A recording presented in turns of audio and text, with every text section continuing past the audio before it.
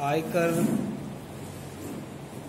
आज second chapter है, निवास स्थान और कर दायित्व। किसी भी करदाता की जब कुल आय की गणना करते हैं और कर निदान वर्ष में उसकी आय की गणना करने के लिए पहले उसका निवास स्थान देखा जाता है कि गत वर्ष में वह करदाता का निवास स्थान क्या है, क्योंकि उसके आधार पर ही आय का क्षेत्र निर्धारित होता है। तो किसी भी करदाता का गत वर्ष में उसका निवास स्थान क्या है, यह मुख्य रूप से निर्भर करता है कि वो भारत में गत वर्ष में कितनी अवधि रहा या गत वर्ष से पहले की अवधि में कितना रहा। उसके आधार पर निवास स्थान निर्धारित होता है। लेकिन करदाता का जब निवास स्थान निर्धारित करते हैं तो इंडिविजुअल और हिंदू अनडिवाइडेड फैमिली, इन दोनों का निवास स्थान या तो भारत में भी निवासी हो सकते हैं, रेजिडेंट इन इंडिया, या भारत में अनिवासी हो सकते हैं, not ordinary resident in India, या भारत में अनिवासी हो सकते हैं, नॉन रेजिडेंट इन इंडिया। लेकिन करदाता अगर फर्म है, अगर कंपनी है या अन्य करदाता है, तो भारत में उनके दो ही निवास स्थान हैं, या तो वे भारत में निवासी होते हैं या भारत में अनिवासी होते हैं। इसका मतलब जो सेकंड कैटेगरी है भारत में असाधारण निवासी होने की, वो फर्म, कंपनी और अन्य करदाताओं में नहीं होता है। इसका मतलब फर्म और कंपनी रेजिडेंट इन इंडिया हो सकती है और नॉन रेजिडेंट इन इंडिया हो सकती है। अब ये कैसे निर्धारित करें, इसकी क्या आधारभूत शर्तें हैं जिनके आधार पर यह निर्धारित होता है कि कोई भी करदाता भारत में निवासी है या असाधारण निवासी है या अनिवासी। तो सबसे पहले हम लेते हैं कि अगर करदाता इंडिविजुअल है तो इंडिविजुअल करदाता का भारत में निवासी होने के लिए, अगर कोई इंडिविजुअल करदाता गत वर्ष में निवासी होगा जब उसकी दो शर्तें हैं, एक तो आधारभूत शर्त और एक अतिरिक्त शर्त, अगर ये पूरी होती है तो वो भारत में निवासी होगा। आधारभूत शर्त क्या है? आधारभूत शर्त अगर देखते हैं तो उसमें भी दो शर्तें हैं, दोनों में से एक पूरी होनी चाहिए। ए शर्त क्या है?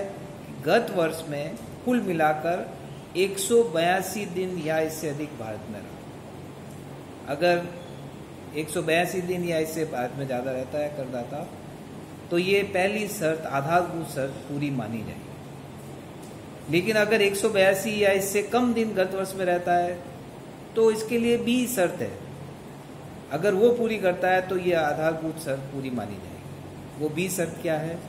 गत वर्ष में कम से कम वो 60 दिन भारत में रहा, मिनिमम 60 डेज इन इंडिया, और इससे तुरंत पूर्व के, गत वर्ष से तुरंत पूर्व के 4 वर्षों में कुल मिलाकर 365 दिन या इससे ज़्यादा भारत में रहा, तो ये बी शर्त पूरी हो जाएगी। तो अगर ए शर्त पूरी नहीं होती आधारभूत, तो अपन बी शर्त देखेंगे, और अगर बी शर्त पूरी हो जाती है तो यह माना जाएगा कि आधारभूत शर्त पूरी हो गई। जब आधारभूत शर्त पूरी हो गई तो दो शर्तें जो निवासी होने के लिए अतिरिक्त शर्तें हैं वो अपन देखेंगे। अगर वो भी पूरी होती है तो वो भारत में निवासी कहलाए। तो वो अतिरिक्त दो शर्तें क्या है कि गत वर्ष के तुरंत पहले के 10 वर्षों में से कम 2 वर्ष के लिए वह प्रथम शर्त पूरी करता है, तो ये माना जाएगा कि ये अतिरिक्त शर्त पूरी होगी। तीसरी शर्त क्या अतिरिक्त शर्त में? यदि वह गत वर्ष से तुरंत पहले के 7 वर्षों में कुल मिलाकर 730 दिन या इससे अधिक भारत में रहा है, तो ये अतिरिक्त दो शर्तें हैं अगर पूरी हो जाती है और आधारभूत शर्त पूरी हो रही है, तो फिर वो भारत में करदाता निवासी कहलाएगा। लेकिन जो अपन ने आधारभूत शर्त देखी है उसमें अगर अपन कुछ स्पष्टीकरण करें कि क्या क्या बातें अपने को ध्यान रखती हैं जब इन शर्तों को अपन देखते हैं, तो सबसे पहली चीज़ ये देखेंगे कि ये 182 दिन या इससे अधिक भारत में रहा, तो इसके लिए ये जरूरी नहीं है कि करदाता पूरे 182 दिन लगातार भारत में रहे।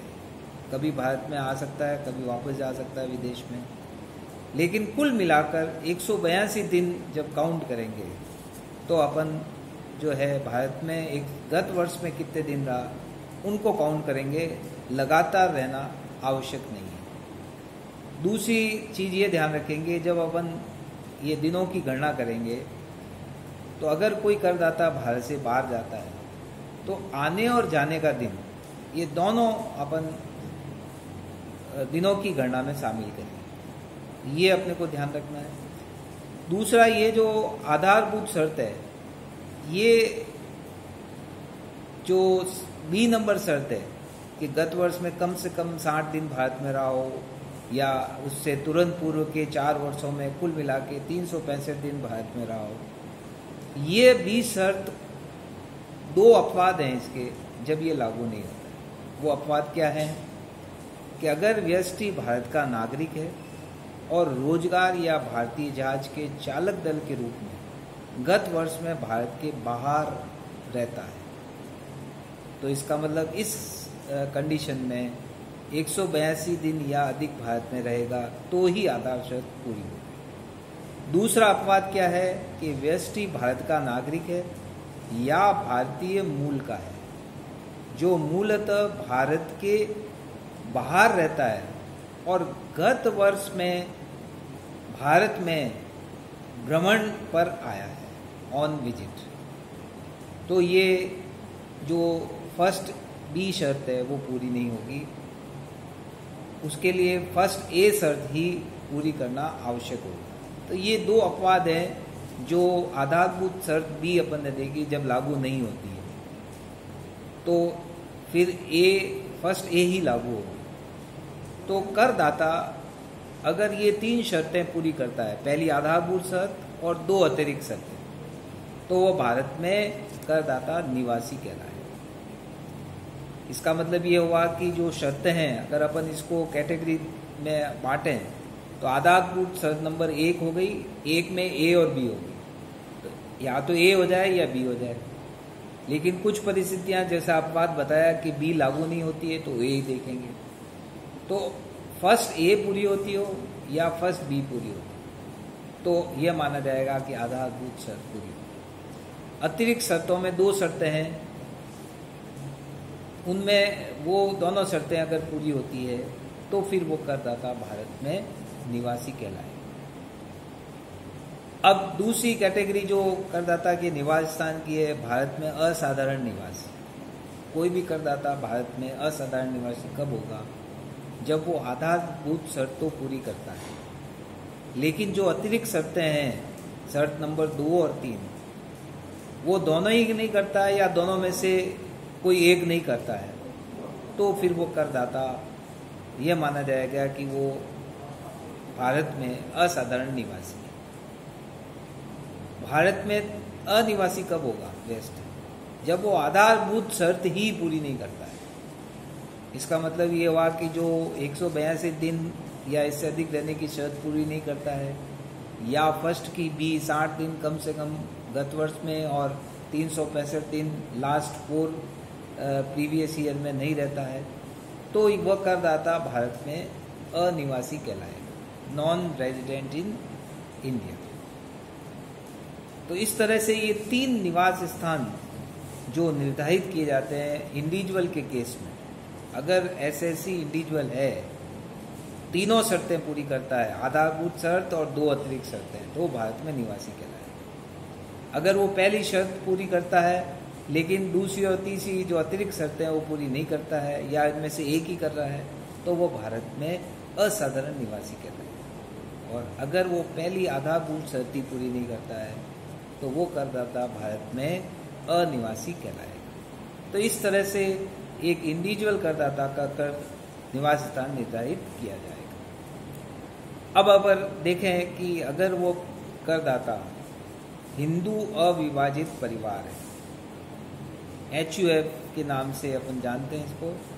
तो असाधारण हिंदू अविभाजित परिवार जो है उसका निवास स्थान कैसे निर्धारित करें।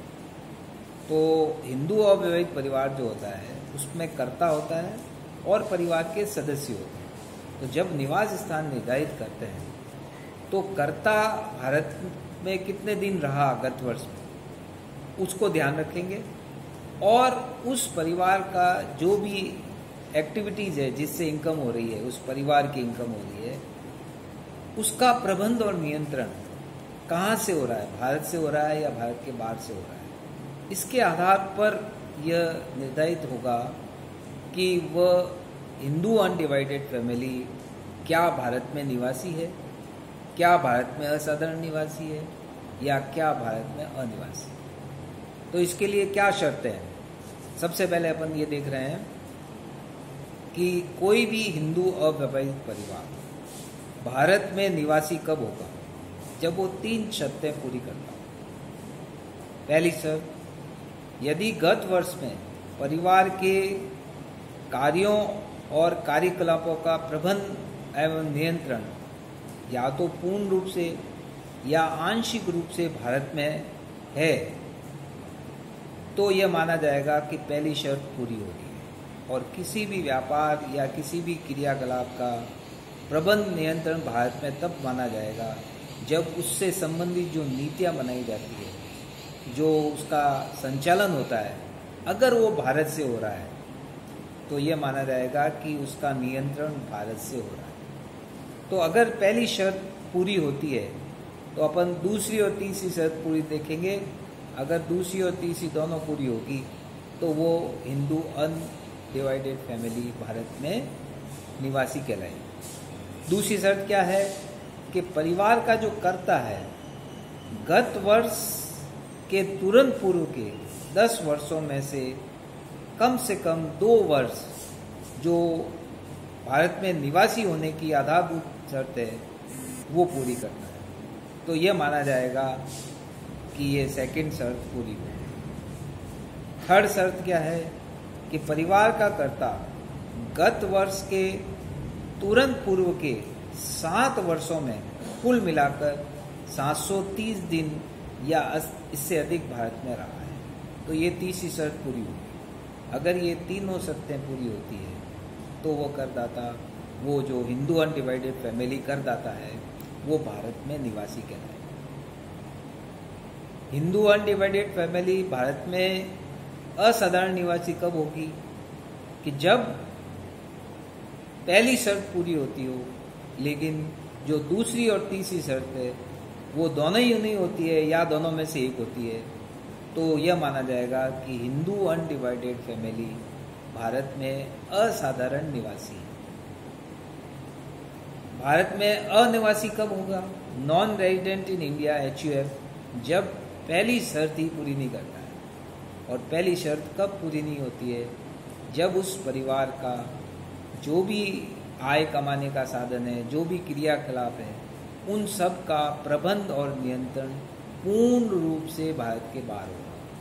क्योंकि आंशिक रूप से होने पर तो वो शर्त पूरी हो जाती है। तो इसका मतलब ये हुआ कि अगर उस परिवार का जो भी कार्य है, जो भी प्रबंध नियंत्रण है, जो भी संचालन है, वो भारत के बाहर से होता हो तो ये पहली शर्त पूरी नहीं होगी। और अगर पहली शर्त पूरी नहीं होगी तो वो करदाता भारत में वो परिवार अनिवासी कहलाएगा, नॉन रेजिडेंट इन इंडिया।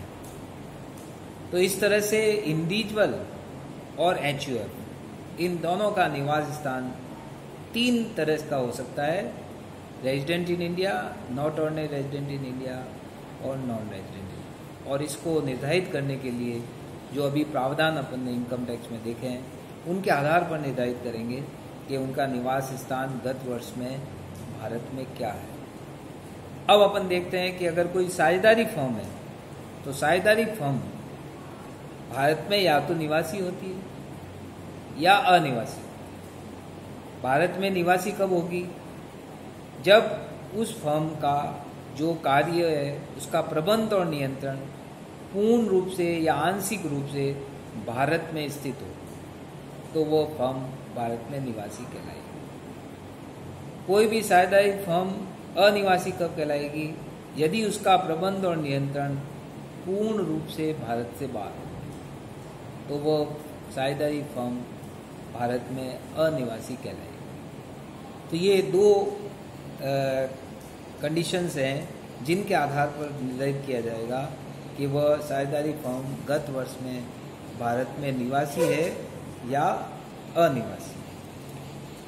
अब आइए कंपनी का जो निवास स्थान है जब उसको निर्धारित करते हैं तो कोई भी कंपनी भारत में या तो निवासी होती है या भारत में अनिवासी होती है। निवासी होने के लिए दो शर्तें हैं, दोनों में से कोई एक शर्त पूरी होती है तो वो कंपनी भारत में निवासी कहलाएगी। दोनों में से कौन सी शर्त पूरी है? यदि वह एक भारतीय कंपनी है, अगर वो भारतीय कंपनी है तो वो भारत में निवासी ही होगी।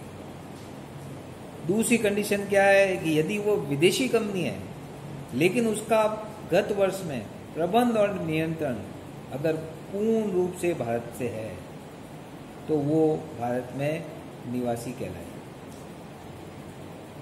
अनिवासी कब कहलाएगी कोई भी कंपनी? यदि उपरोक्त जो दो शर्तें हैं उनमें से कोई भी शर्त पूरी नहीं होती। इसका मतलब ये हुआ कि अगर एक विदेशी कंपनी जिसका प्रबंध और नियंत्रण या तो आंशिक रूप से या पूर्ण रूप से भारत के बाहर है तो वो अनिवासी कहलाएगी। तो कंपनी के संदर्भ में अगर अपन देखें तो भारत में कंपनी या तो निवासी होगी या अनिवासी होगी। अब यह कैसे डिसाइड हो कि वो उसका कंपनी का प्रबंध और नियंत्रण जो है वो भारत से हो रहा है या भारत के बाहर से हो रहा है? तो यह निर्धारित करने के लिए जहाँ उनके संचालक मंडल की सभाएं होती है, अगर भारत में होती है तो उसका नियंत्रण भारत से माना जाएगा। अगर वो विदेश में उसका संचालकों का होता है मीटिंग्स तो उसका निर्धारण विदेश से, नियंत्रण विदेश से माना जाएगा। तो इसके आधार पर ये निर्धारित होगा कि वो कंपनी का नियंत्रण कहाँ से है। लेकिन अगर कोई कंपनी भारतीय कंपनी है तो वो हमेशा ही निवासी ही होती है, अनिवासी कभी नहीं होती। तो इस तरह से निवास स्थान का निर्धारण जब हो जाता है तो उसके बाद अगला जो अपना बिंदु आएगा वो ये आएगा कि निवास स्थान के अनुसार आय का क्षेत्र क्या होगा। यानी कुल आय की जब गणना करेंगे तो कौन कौन सी आय को अपन उसकी कुल आय में शामिल करेंगे। तो इसको अपन नेक्स्ट क्लास में डिस्कस करेंगे। Thank you.